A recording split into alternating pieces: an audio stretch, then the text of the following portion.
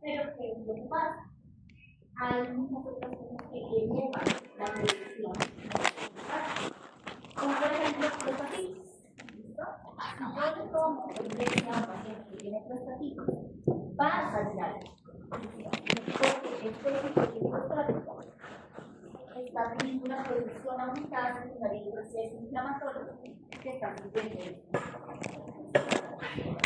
Cosas un poco más de rutina, eyaculación, eventualmente trauma, en general todo lo que se clasifique como enfermedad prostática y muy importante, el tacto rectal eleva los niveles de PSA. Entonces, si yo doy un consulta a un paciente que tiene indicación de tamizar para cáncer de próstata y le hago el tacto rectal y le envío indicación de PSA, desde que va al día siguiente a tomárselo, pues va a ser elevado. Y ahí nos estamos adelantando un poco, pero el tacto rectal en general nos indica en el paciente que no tenga una PSA elevada. ¿Listo? Entonces, primero mando la PSA, y si veo que está elevada, evalúo si puedo encontrar lesiones o no. ¿Listo? Asimismo tenemos medicamentos que pueden disminuir la PSA. Entonces, es importante pero bueno, no porque la PSA sea un marcador diagnóstico que vayamos a intentar disminuir de forma típica, sino porque, digamos, si yo tengo un paciente que tiene consumo crónico de estatinas, ¿listo? O que por hiperplasia prostática tiene inhibidores de la 5-alfa reductasa y aún así tiene una PSA elevada, esto debe preocupar. ¿Listo?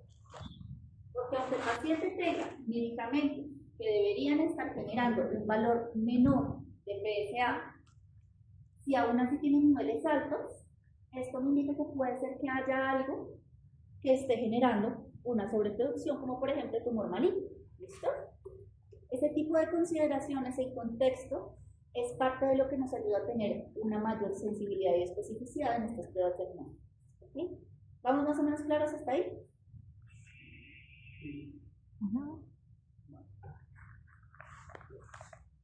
Entonces, como les mencionaba, el PSA se considera relativamente sensible, pero no específico. Recomendaciones generales, yo no hablo de un PSA realmente elevado como una ultrasoma. Se sugiere que si tengo un valor elevado, yo le doy indicación al paciente de volver a tomarlo a las 8 semanas para intentar evitar las condiciones por todos los diferentes que podrían estar generando la elevación. ¿Listo? Y lo que les mencionaba la asociación con tacto rectal, si el paciente tuvo un tacto rectal, yo les sugiero que se haga la prueba hasta 3 días después. ¿Okay? Ahora, hay condiciones que van a elevar el riesgo de cáncer de próstata. Ayer hablamos de varios, ¿listo? Hablamos de lo que es síndrome de Lynch, la aumentación de PLCA1, PLCA2, el antecedente familiar de cáncer ovárico y cáncer de mama, y para valorar el antecedente familiar de cáncer de próstata es importante que tengamos en cuenta dos cosas. ¿Cómo se comportó el cáncer de próstata en ese familiar y a qué edad se presenta? ¿No? Entonces, si estamos diciendo que el cáncer de próstata es muy frecuente, entonces me va a interesar más o le voy a dar más peso a mi paciente que me dice, no, mi papá tuvo cáncer de próstata a los 50, así que mi papá tuvo cáncer de próstata a los 60, o más bien a los 75, a los 80, ¿listo? Porque una presentación más temprana tiene más chance de estar asociada con mutaciones de virus terminal, ¿listo? Y pues esto es más un dato curioso.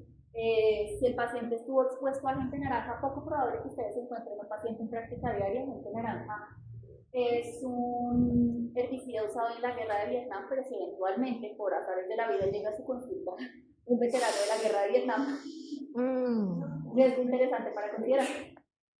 Entonces, afortunadamente no mandamos tropas a Vietnam, sí a Corea, pero no a Vietnam. ¿Listo?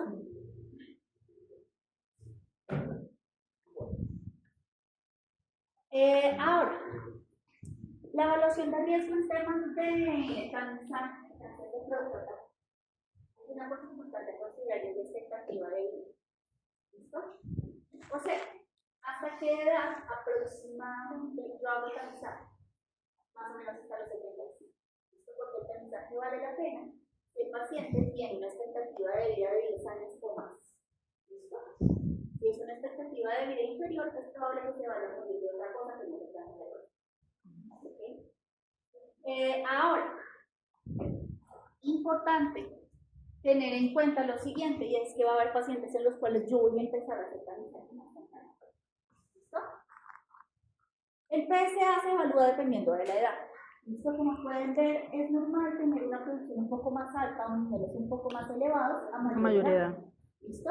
Entonces, estos son valores que ustedes deben tener en cuenta cuando estén evaluando si el PSA de su paciente se encuentra elevado o no. Porque, digamos, un PSA de 5 sería elevado en un paciente de 65 años, pero no en un paciente de 75. ¿Listo? Entonces, es importante tener en cuenta estos puntos. En términos de la de tamizaje, como les mencionaba, en pacientes de bajo riesgo, se sugiere empezar.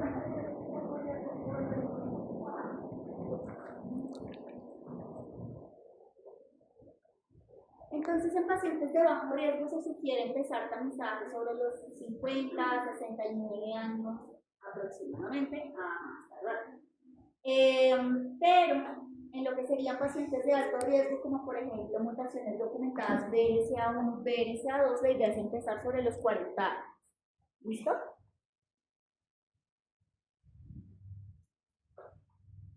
Bueno, el tacto rectal, lo que les mencionaba, tiene poca sensibilidad y poca especificidad si se utiliza aisladamente. ¿Okay? ¿Cuál es el escenario en el cual es útil? Yo documento que el paciente tiene un PSA alto, realizo un tacto rectal para evaluar si hay lesiones susceptibles de biopsia o no. ¿Listo? Básicamente ese es el escenario. Sin embargo, depende mucho de la sensibilidad y especificidad de la experticia del médico tratante.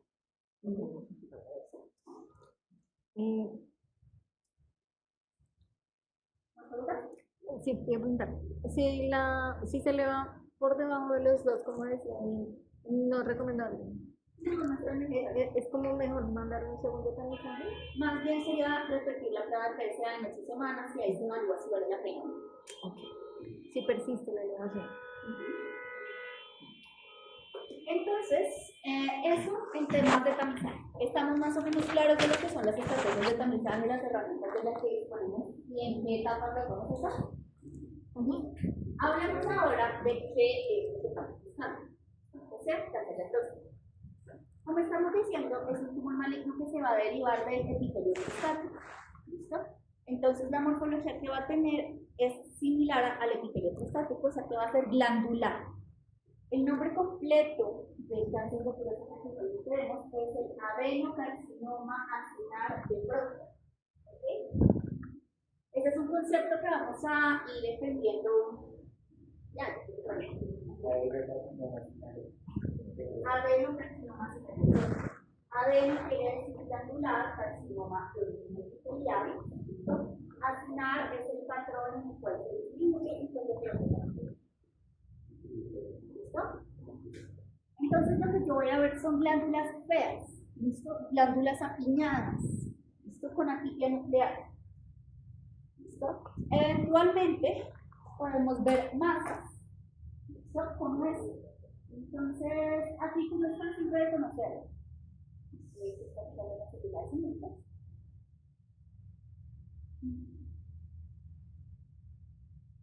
Como pueden ver, esta estampa es como una esponja. Y esta área de aquí es sólida, maciza. Le faltan unos huequitos. ¿Okay? Aquí tenemos otro ejemplo, la masa, ¿dónde está? La masa está aquí. Pero ahí sí ya no veo los huequitos, no se ve tanto. Es que el otro estaba fijada por cómo molesta esta fresca. Sí, ya no se ve tanto. Y cuéntame.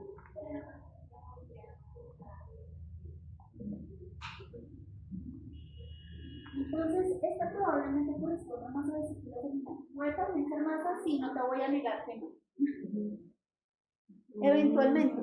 ¿Cómo lo aclararíamos con la micro? Porque, ¿qué es lo que pasa? El cáncer de próstata tiende a ser multifocal. Entonces, yo puedo tener más de una masa en la misma próstata y puedo tener compromiso de más de un lóbulo. Ok.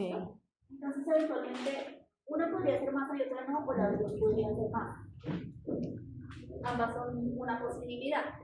Ahora, yo que voy a ver y que es importante. El epitelio, ¿listo? Que fíjense cómo tiene antígeno nuclear y ya no es una bicapa, o sea, ya no tengo células basales y células luminales, sino que van a ser solo células luminales. ¿Listo? Entonces, fíjense cómo lo que están haciendo es formar glándulas, pero con un patrón infiltrante. O sea, se pierde una capa. ¿Dime? Se pierde una capa. Se pierde una capa, que es la capa basal. ¿Listo? Fíjense en estos núcleos tan feos. Esto es parte de lo que nosotros utilizamos como criterio para hablar de cáncer. Aquí tenemos otro ejemplo. Entonces, este pareciera que tiene células basales, pero realmente cuando lo verificamos con inmunohistoquímica, porque es uno de los procesos que tenemos aquí, vamos a ver que está perdido. Y este, por ejemplo, no tiene un grado nuclear tan amplio y las glándulas están relativamente bien formadas. Aquí tenemos otro ejemplo. Miren cómo las glándulas se pegan entre sí. ¿Se acuerdan las fotos que veíamos ayer de hiperplasia prostática? En donde los axones glandulares estaban relativamente separados por el estroma. Aquí no. Miren cómo está pegado uno con otro.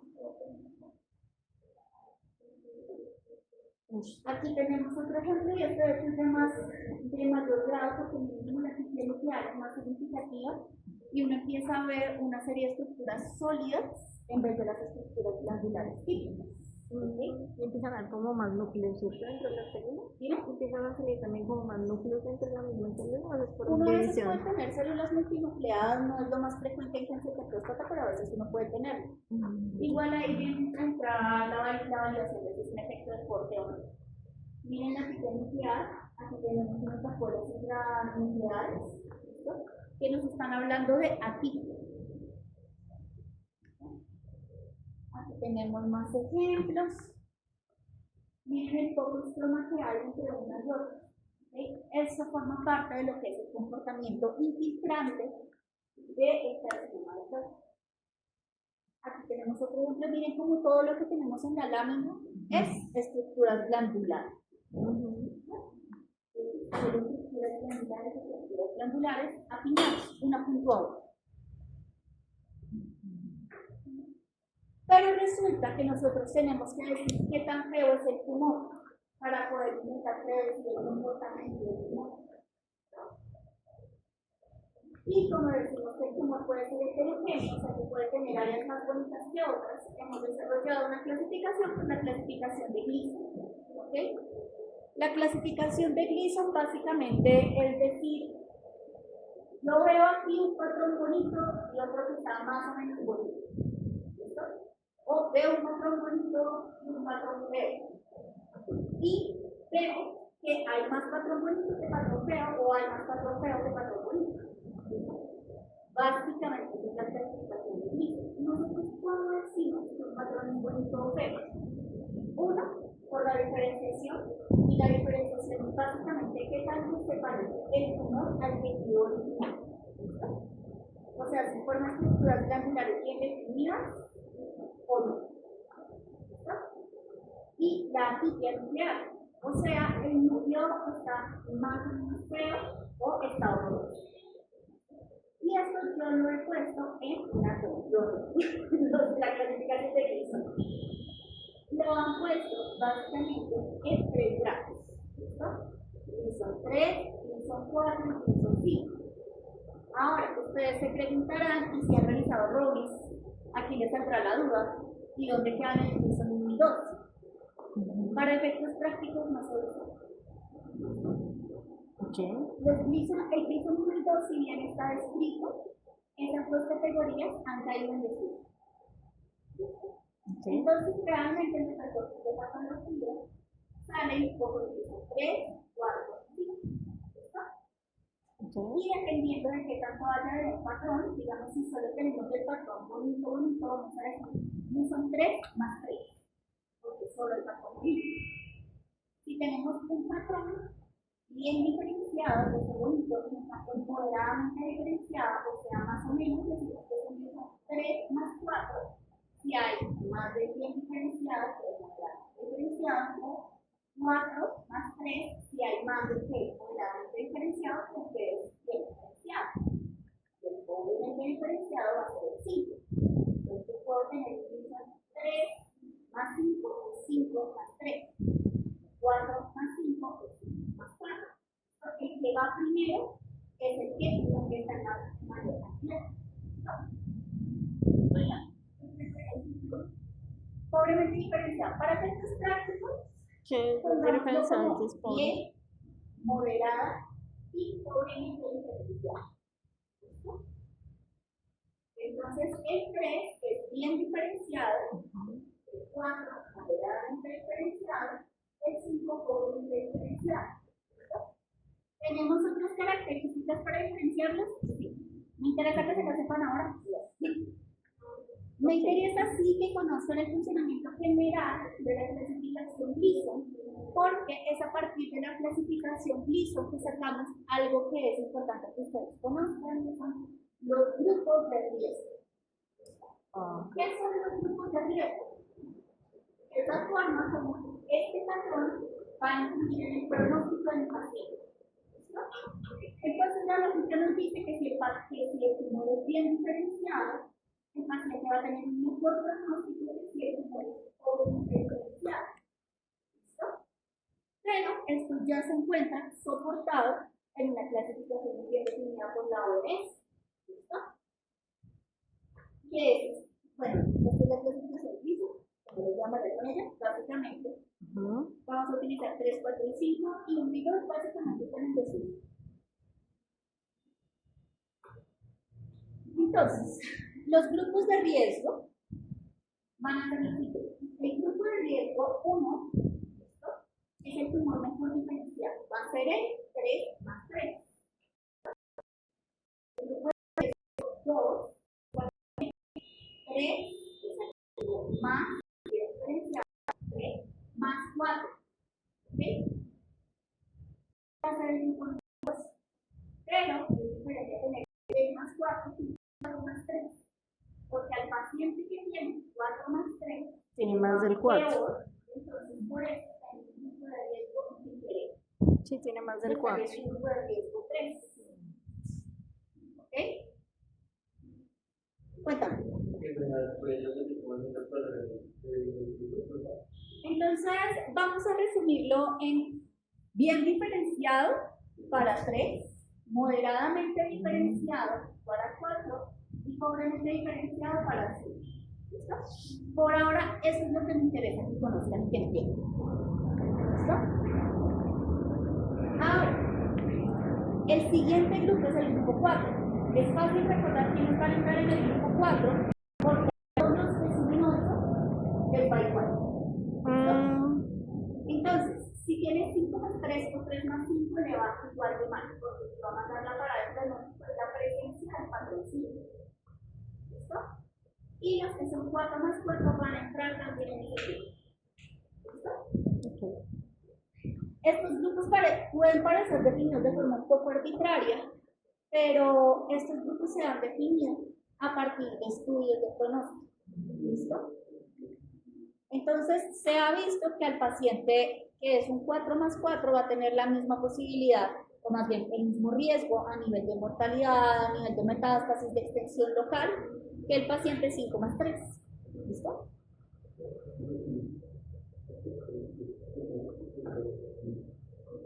Y pues el paciente que ya en categoría 5 van a ser lo que sean 4 más 5, 5 más 4 y 5 más 5. Y esta va a ser la categoría de riesgo más alta.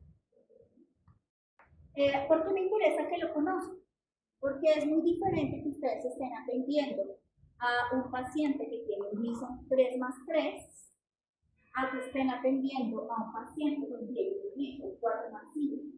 ¿Sí? La preocupación de metástasis y extensión local para ustedes en ese momento, si no están atendiendo al paciente, va a ser mucho más alto. ¿Sí? Y también así mismo van a entender que el tratamiento que recibe el paciente por un Gleason 4 más 5 más alto que el tratamiento que recibe el paciente con un Gleason 3 más 3. ¿Listo? Con el paciente Gleason 3 más 3 eventualmente podemos considerar hacer vigilancia activa. ¿Listo? Es un paciente que eventualmente con terapia hormonal, con terapia de supresión hormonal y vigilancia lo podemos manejar. Pero ese es un riesgo que no nos atrevemos a tomar con un paciente que se encuentra en un grupo de riesgo 5. ¿Ok? ¿Preguntas?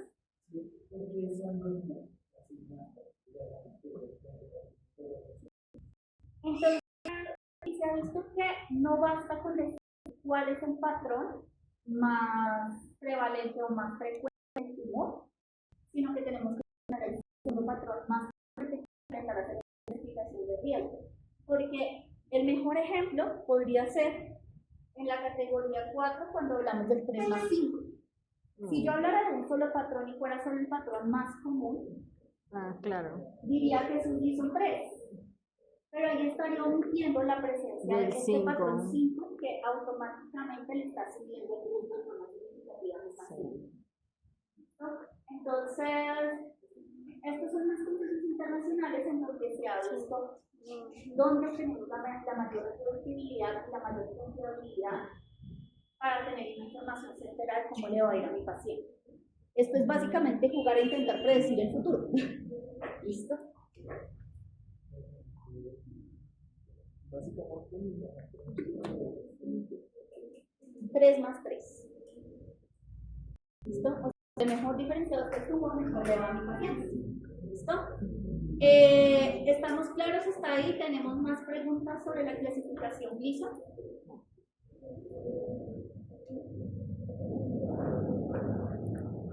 Entonces, una vez más, ¿qué me va a decir si el paciente va a tener un buen o mal pronóstico del Gleason? Sí. Si eventualmente le damos al paciente cirugía los márgenes, a un paciente que tenga márgenes de resección positivos en el estación de resección le va peor que al que no tuvo márgenes positivos. ¿Listo? Y el estadio. Y volvemos otra vez al concepto de diagnóstico temprano. ¿Listo? O sea, si cuando yo diagnostico a mi paciente ya tiene metástasis óseas y metástasis ganglionares, le va a ir peor que al paciente que solo tiene la masa estática. ¿Listo? Claro. Esos van a ser los elementos fundamentales para que yo pueda entender cómo hay el paciente que estoy viendo. ¿Listo? ¿Hay dudas de cáncer de próstata? ¿No? Sin preguntas de cáncer de próstata. Listo, maravilloso. Entramos entonces a hablar un poquito de lo que es patología testicular. Y vamos a empezar hablando de un tema que tocamos ya brevemente ayer, al principio de la clase, que es citoquinia. Entonces, citoquinia, o también no virus, o un descenso incompleto de los testículos, va a ser una patología relativamente frecuente. ¿Listo? ¿Qué tan frecuente? Aproximadamente 1% de los niños menores a un año. ¿Listo? ¿Qué es importante? El descenso de los testículos en los dos últimos meses de la vida. ¿Listo? En ese orden de ideas va a ser más frecuente que el grupo de descenso en un bebé que nació prematuro. Usualmente esto está mediado por vías moleculares. Si la vía molecular falla en un testículo, puede fallar en el otro. ¿Eso qué quiere decir? Que el 25% de los pacientes con citoquinia tienen citoquinia bilateral. ¿Ok? ¿Cuál es el problema? Atrofia. ¿Listo? Atrofia y disfunción testicular que eventualmente llevan a las dos consecuencias más importantes que ya mencionamos: esterilidad y cáncer. ¿Listo? Entonces, hay algo muy interesante respecto al riesgo de cáncer. Es que digamos que yo tengo un paciente en el que menciona la citoquinia izquierda. ¿Listo? Resulta que este paciente tiene un riesgo aumentado de presentar cáncer en el testículo que sí es ¿listo? En el derecho. Porque como mencionamos, esto está asociado con señalización fallida de vías moleculares que probablemente esté representando un impulso inicial para el desarrollo de ¿listo? ¿Cómo se ve un testículo atrófico? Pues son básicamente testículos pequeños y firmes. ¿Listo? Esa va a ser la descripción de testículos. Voy a ver en estos testículos un predominio de células de Leydig, una mayor cantidad de estroma y una menor producción de espermatozoides. Esto desde el punto de vista microscópico.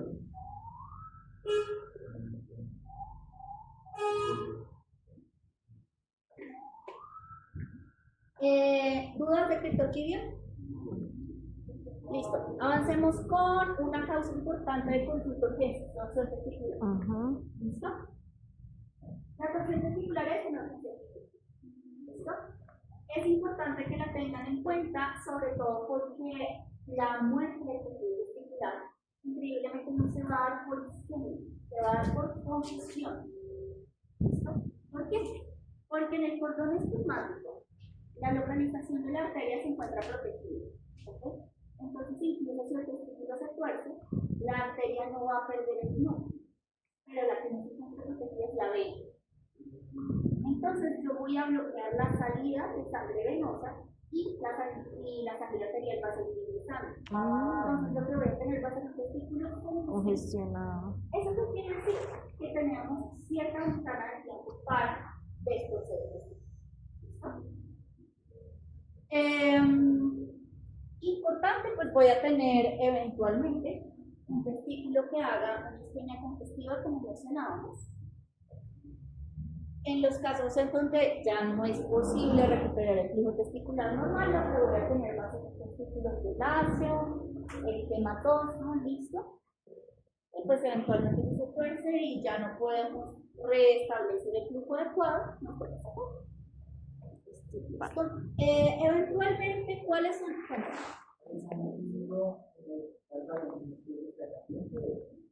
Al examen físico hay insensibilidad que el paciente no te deje tocarlo.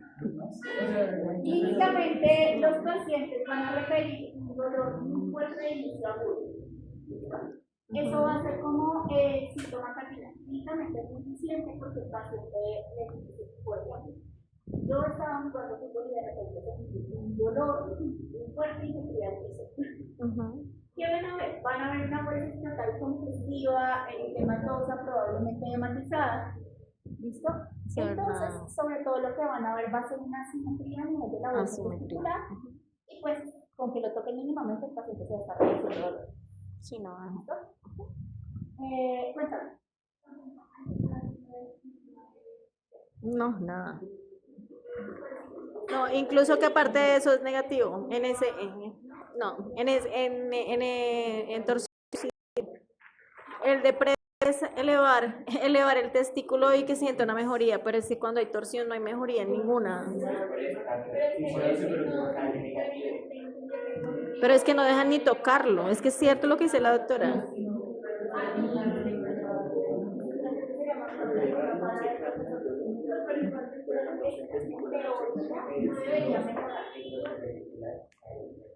Pero el paciente, la verdad, yo he visto ya muchos y la verdad es que no dejan ni tocar.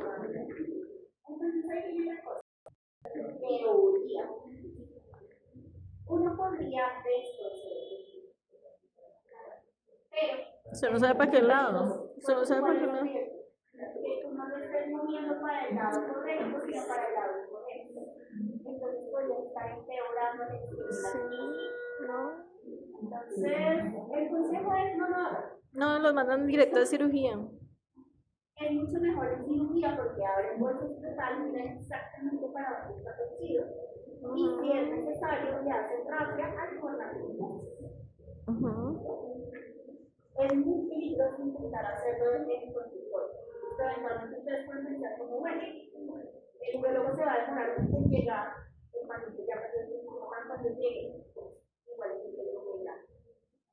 No, solo se evacúan.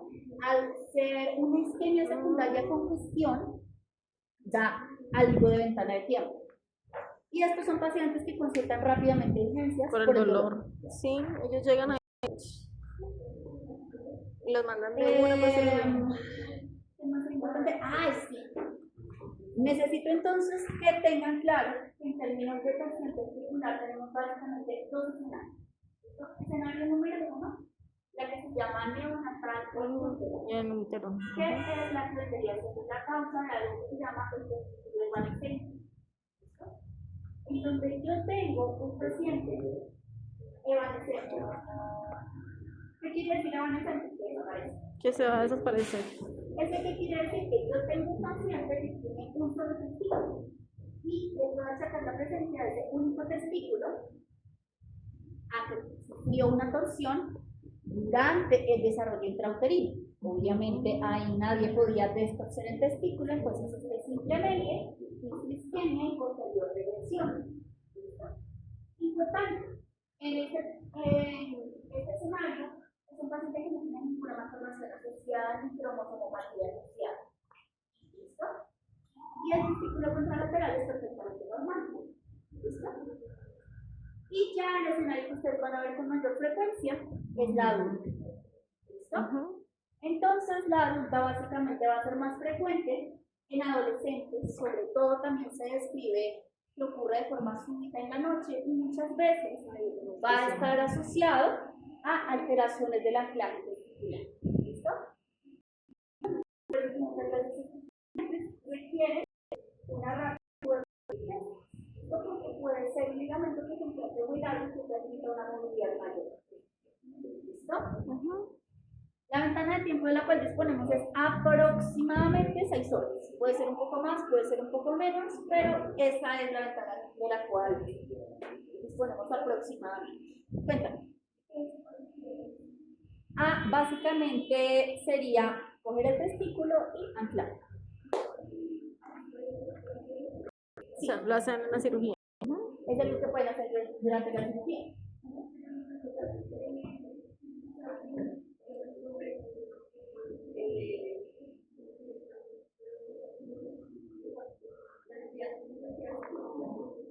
No, sería más bien ya tienen el doctor de riesgo. Sí. Y al estar haciendo actividad física, el cambio de movimiento lo que permite es que salga la costura un poco más fácil. Pero si es un escenario clínico que cuando estamos jugando fútbol, ese es un cuadro de la pregunta. ¿Más preguntas? Hablemos ahora del cáncer. Cuéntame. ¿No entienden preguntas? No, pues de eso no. Hablemos entonces ahora un poquito de cáncer testicular. ¿Listo? Entre otras cosas, pueden que tengan en mente que el cáncer testicular es más frecuente en adultos jóvenes. Lo cual, si bien es cierto, no es exclusivo. ¿Listo? Eventualmente podemos tener tumores malignos testiculares en cualquier parte de la vida. ¿Listo? Ahora, ¿qué pasa? Que hay algunos que van a ser más frecuentes en diferentes edades y ahorita vamos a hablar de eso específicamente. ¿Listo? ¿Cuáles van a ser el tipo de tumores más frecuentes a nivel testicular? Tumores de células germinales. ¿Listo? ¿Saben cuáles son las células germinales?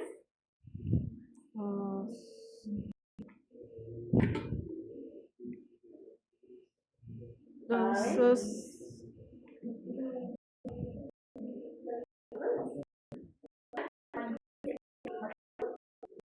¿Qué pasa? Que precisamente como las células que llevan presentan una tasa de proliferación y una tasa metabólica muy alta, son tumores que a veces pueden comportarse de forma agresiva.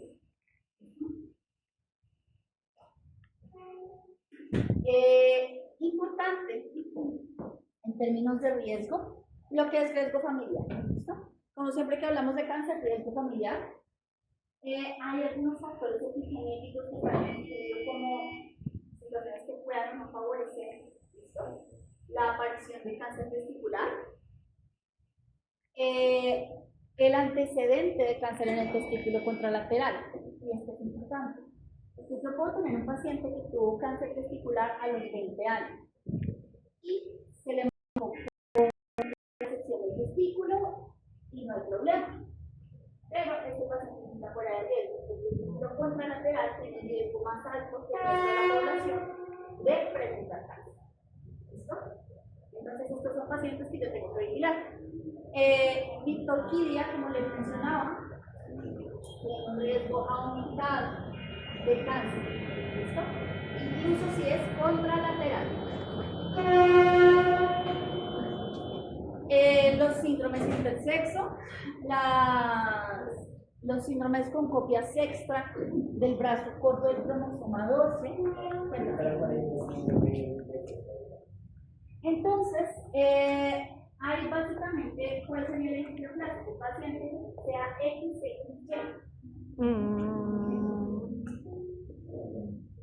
Entonces, en estos casos, yo voy a tener un riesgo aumentado de cáncer de pulmón. ¿Listo? Y las mutaciones de KIT, ¿listo? Que ahí las hemos estado viendo por los lados, asociadas también a cáncer de próstata. Ahora, resulta que yo los tumores los clasifico y dependiendo de la célula de origen, esto ya es una bolsa grande, y en esa bolsa yo meto las diferentes formas como se puede manipular la célula de origen. Entonces, la bolsa grande es tumor de células germinales. Y en esa bolsa hay diferentes formas en las cuales puede aparecer el tumor de células germinales. Hace parte del cáncer testicular. Entonces, esperen, creo que les voy a hacer un esquema para que sea más claro.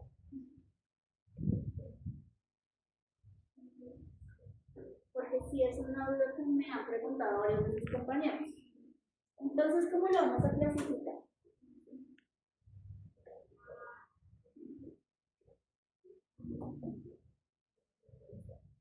Entonces, decimos que un testículo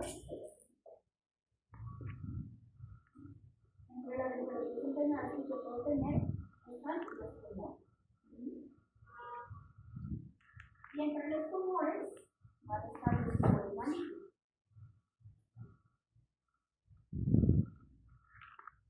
Y entre los tumores malignos tengo los tumores de células germinales.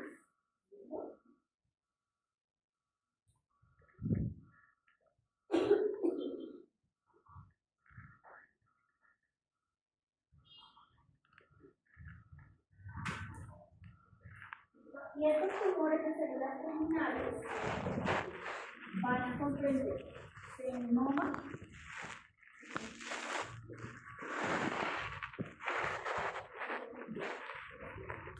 choliocarcinoma,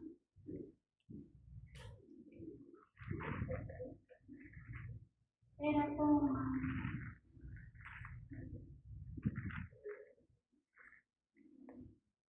y plexo.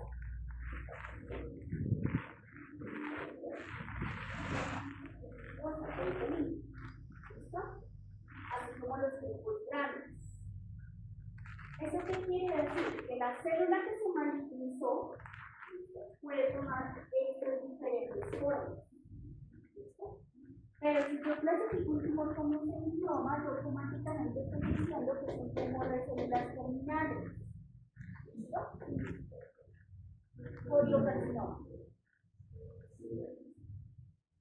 ¿Estamos de acuerdo? ¿Queda un poquito más claro? Entonces, los seminomas van a representar el 50% de todos los tumores de células germinales en testículo. ¿Listo? Cuéntame.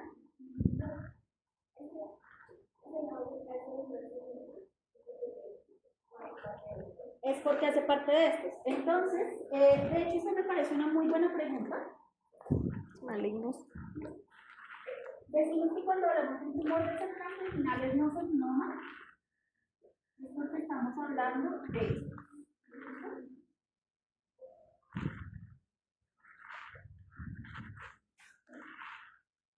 ¿Listo? Y puede ser cualquiera de estos. Este seminoma va a corresponder al 50% de todos los tumores de células germinales. Y estos tumores de células germinales van a ser la mayoría de los tumores malignos testiculares.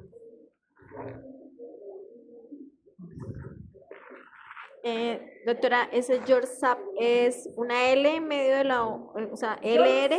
Exacto, también le puedes decir sacoviquelina. Es que yo estoy acostumbrada a decirle Yorsap, pero. Pues, ¿Es LR? ¿Pero es LR? No, LK. Yolk, sac. Ah, ok. LK. Okay.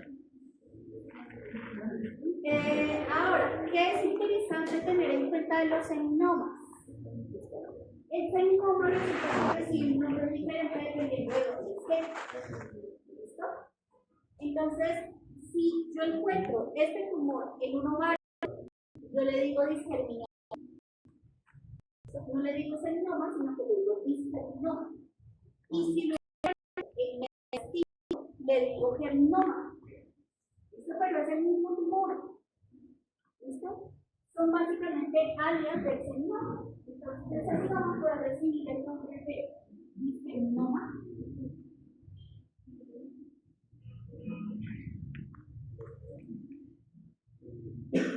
O de germinoma. El que se encuentra en el medio final. Entonces, estos son áreas del mismo tumor. ¿Listo? En parte, ¿por qué se han creado estos nombres? Porque ahora que tenemos herramientas de inmunohistoquímica y herramientas genéticas para verificar el origen del tumor, sabemos que es el mismo. Pero antes esa era una claridad que no estaba ocurriendo. Por eso reciben nombres diferentes y por eso en parte se mantienen utilizando, porque ya están tan arraigados a nivel de manejo que cambiarlo sería contraproducente. ¿Listo? Más o menos estamos claros. ¿Queda un poquito más claro el concepto de tumores testiculares? Sí. ¿Cómo se ve un seminoma? Cuando yo lo abro, lo que veo es una masa gris, firme y eventualmente con pocos de necrosis. ¿Listo? Clínicamente, ¿qué va a tener mi paciente? Mi paciente lo que me va a referir es masa. ¿Listo? Mi paciente me va a decir, encontré una masa testicular, de pronto no con esas mismas palabras, pero va a decir, encontré una bolita, encontré una masita en el intestino. Hay que proceder, tomar ecografía. ¿Listo? Importante que tengamos en cuenta, los testículos no se biopsian, ¿ok?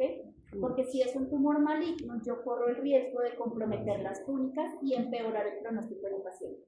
¿Listo?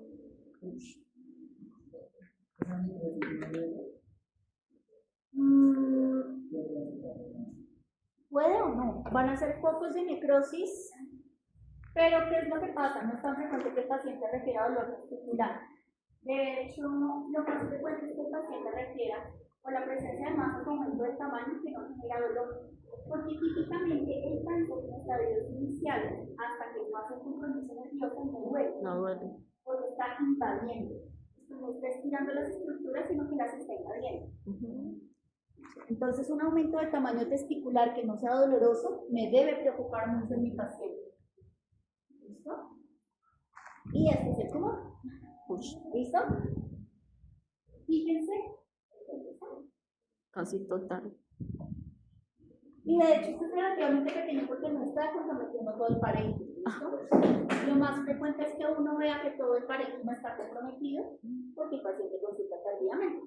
Si yo tengo una masa pequeña, una vez más el paciente va a tener un mejor pronóstico. ¿Listo?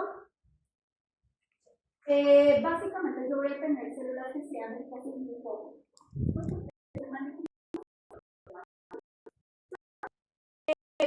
Bordes bien definidos y un infiltrado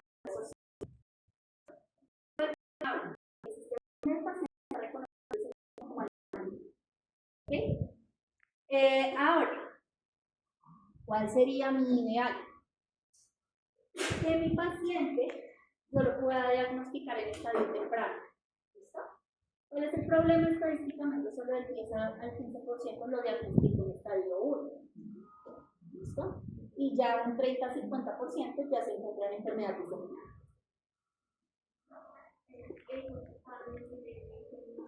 Sí. Entonces, les presento las células de seminoma. Como pueden ver, tienen un citoplasma muy claro y es porque son células ricas en linfoma. ¿Okay? Tenemos una pique nuclear moderada con nucleoles prominentes y un infiltrador inflamatorio importante asociado. ¿Listo? Esa es la morfología clásica del seminoma. Como les decía, tenemos otros tumores. ¿Listo? Está el tumor espermatocítico, el carcinoma embrionario. ¿Listo? Que aquí lo importante, y de hecho creo que me voy a saltar en la siguiente tabla, porque Pa, pa, pa. Vamos a salir. Y eventualmente otras variantes, como les mencionaba, está el York-Sac, el teratoma y el coriocarcinoma, dependiendo de la diferenciación que está haciendo. ¿Listo? Entonces el York-Sac recibe su nombre porque la célula maligna se está diferenciando en una estructura similar al saco uterino. ¿Listo? Y el coriocarcinoma se está diferenciando a una estructura similar a la placenta. ¿Qué viene siendo importante hacer la distinción entre seminoma y no seminoma? En teoría, el no seminoma tiene un crecimiento y un comportamiento más agresivo que el seminoma. ¿Listo? El no seminoma tiende a ser metástasis temprana, tiende a ser diseminación por vía linfática, tiende a ser metástasis rápidamente a hígado y pulmón. Mientras que el seminoma me da un poquito más de tiempo para tratar a mi paciente y me va a dar un paciente con un mejor pronóstico. ¿Listo?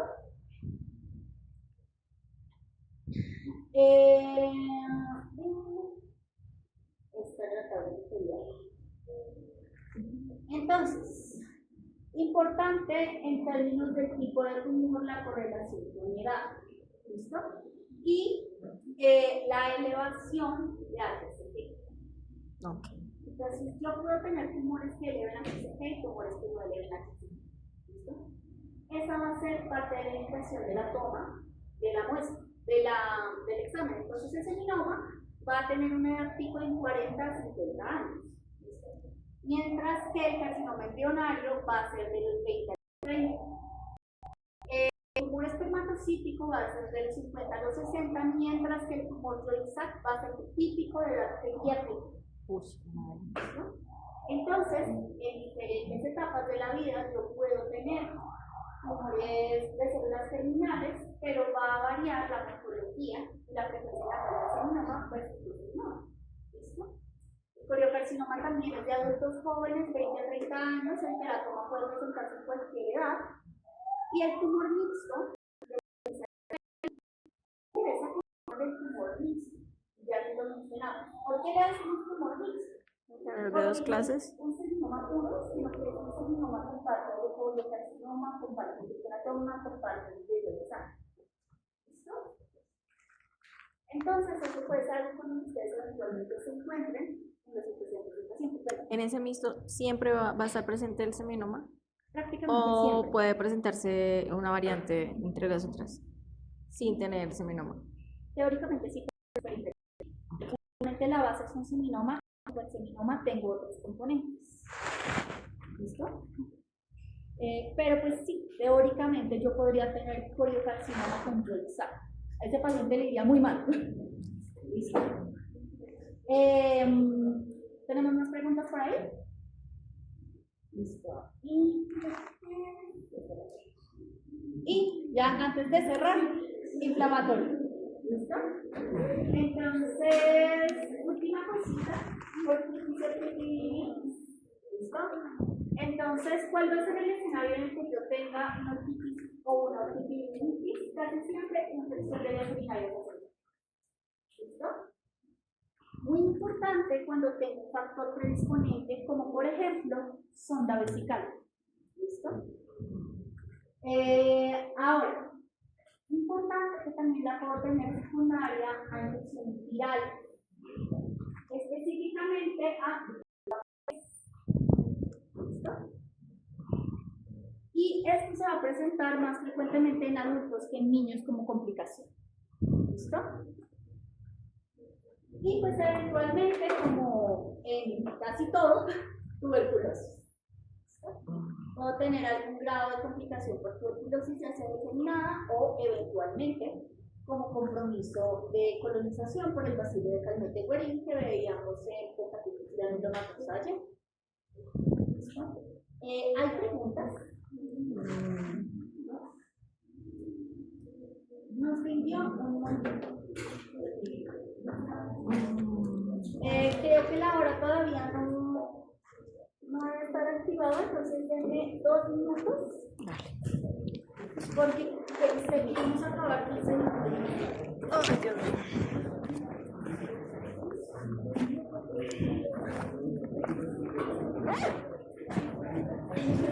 ¿Alcanzó a ir al baño? ¿Alcanzó a ir al baño? Sí.